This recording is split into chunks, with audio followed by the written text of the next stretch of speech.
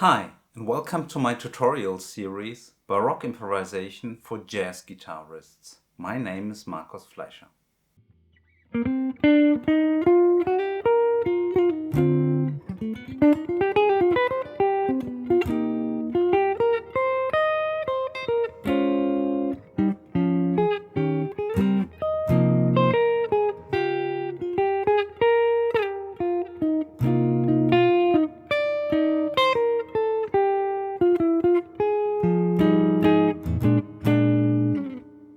You just heard me playing the first part of the wonderful standard There Will Never Be Another You by Harry Warren in a chord melody style, playing the melody and the chords kind of at the same time. In one spot I played a melody, a lick, a fill-in that is actually coming from a piece by Johann Sebastian Bach. So it starts out like this.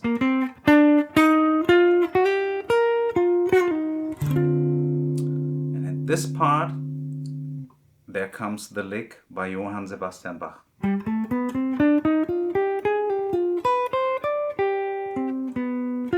Going to C minor.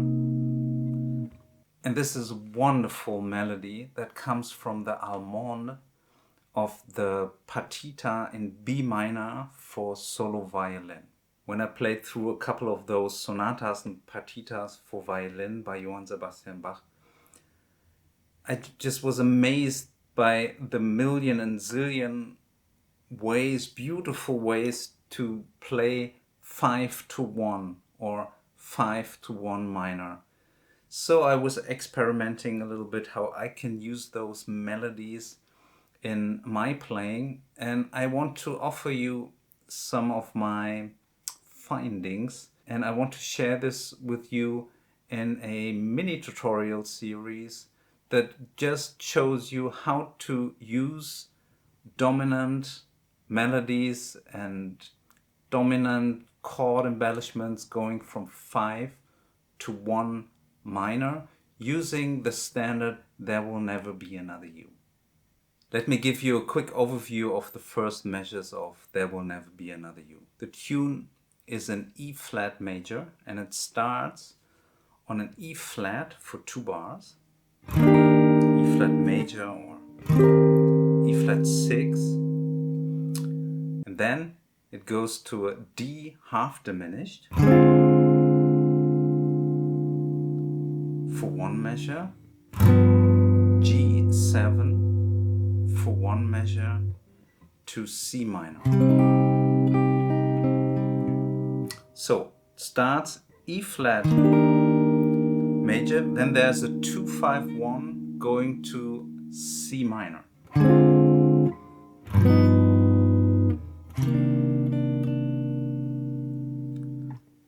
And the 2-5-1 going to C minor, that's the spot where we can use those beautiful melodies by Johann Sebastian Bach. So let me show you the example we are going to use from the Allemande, which is part of the Partita in B minor for solo violin. And as the name says, it's in B minor, but we are using this melody in C minor. So to make it a little bit easier, I'm going to transpose the example to C minor right away. So we're in C minor, and the dominant of C minor is G7, and it starts on a 5th on G. It's like a power chord actually. And then you have this beautiful melody.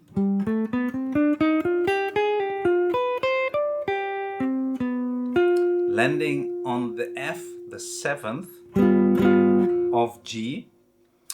And somehow my ear wants to hear going to C minor, the 3rd of the C minor.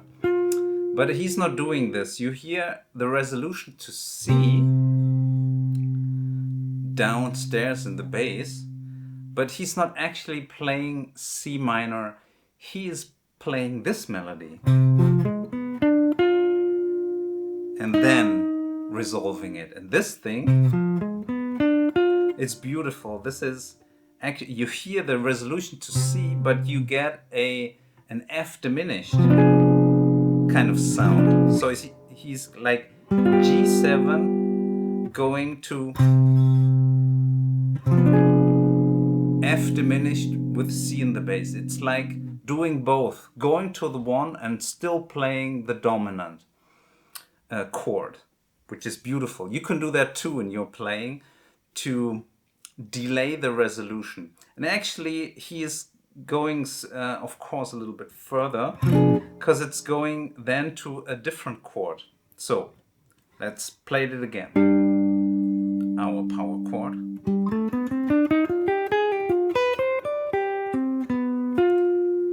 Then the F diminished over C. Then he's going to a D chord with F sharp in the bass, because after that he's going to G minor, which is really amazing. Let's look at this beautiful melody on G7.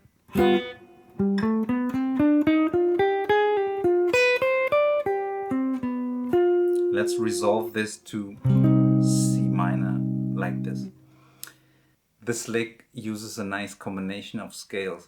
We jazzers tend to think a lot in chord scales, so we have this G7 chord, and maybe we learned to use one scale going to C minor, like the altered scale.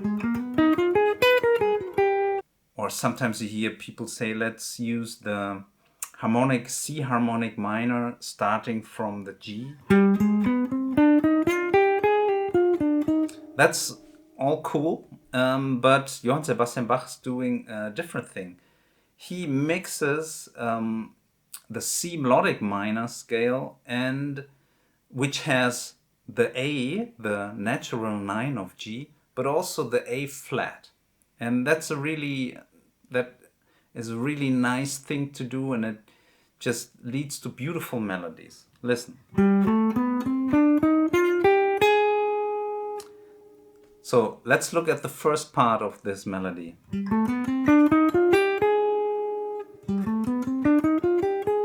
It's going up the C melodic minor scale from G, so it's G, A, B, C, but it lands on an A flat. So that's the A flat is more part of, maybe the C harmonic minor scale, or the C minor natural scale.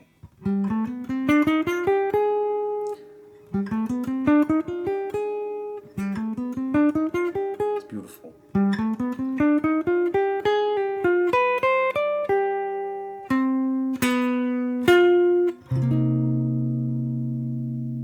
And it's a nice way of landing on chord tones. So it's like G,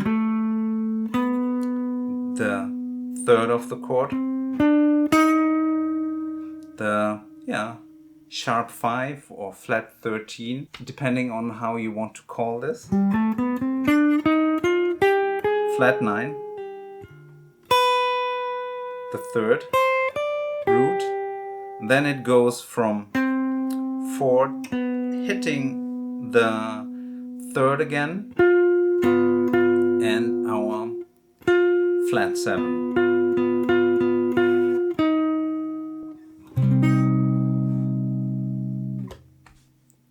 Yeah, it's a beautiful melody.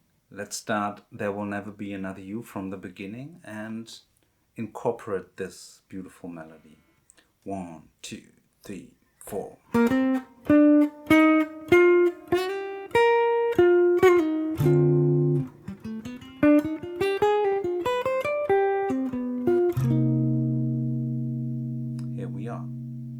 So you'll notice I played at the beginning the melody of There Will Never Be Another You, and then I quickly hit this D minor shell voicing chord. It's D, C, and F, and there in the shell voicings there's no fifth, so it's not really the sound of a D half diminished. It leaves that a little bit open, the chord sound. But I quickly start playing the G7 already. So again.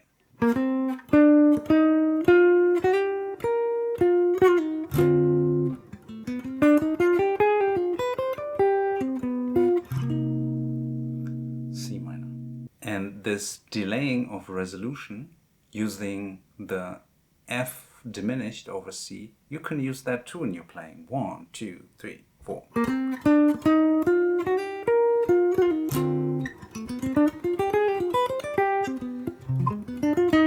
At the end of this video, let's try to use this new melody, this lick, on a different standard, maybe like Autumn Leaves.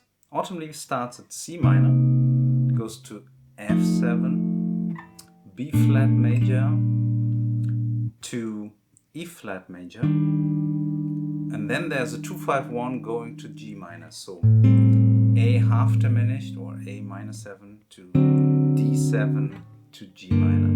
And that's where we can use this melody. I'm going to play a very basic, chord melody thing, and I'm going to play this melody, this lick, at the appropriate situation in this tune. Okay.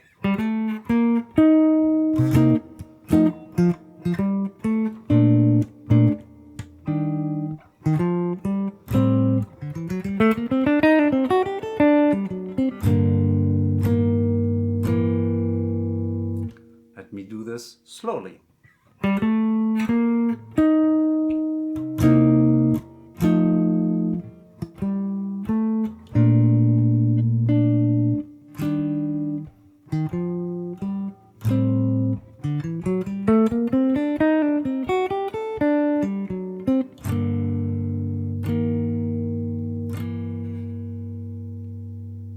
Yeah, fits nicely in there.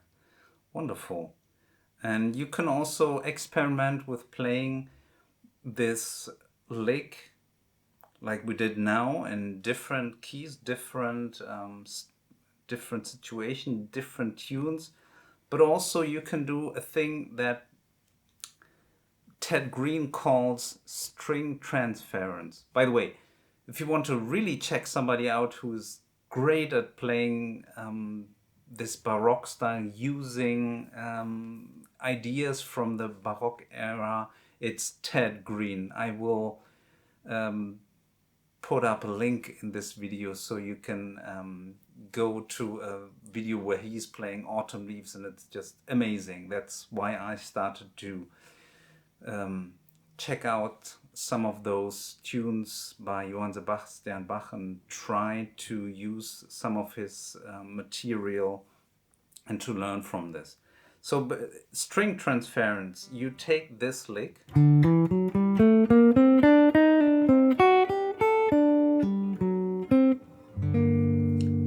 and you transfer it on a different string set. So how about starting on the E string, the D on the E string, 10th fret. So this melody would go like this.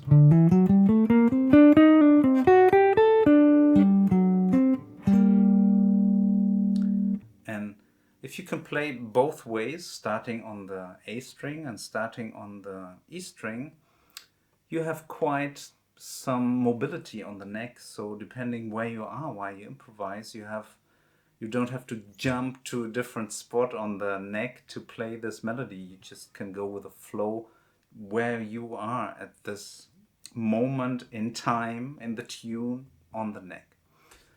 So I hope you liked this little tutorial, and we will check out more 5 to 1 minor melodies in upcoming videos. If you like this video, subscribe to my channel. Goodbye and take care.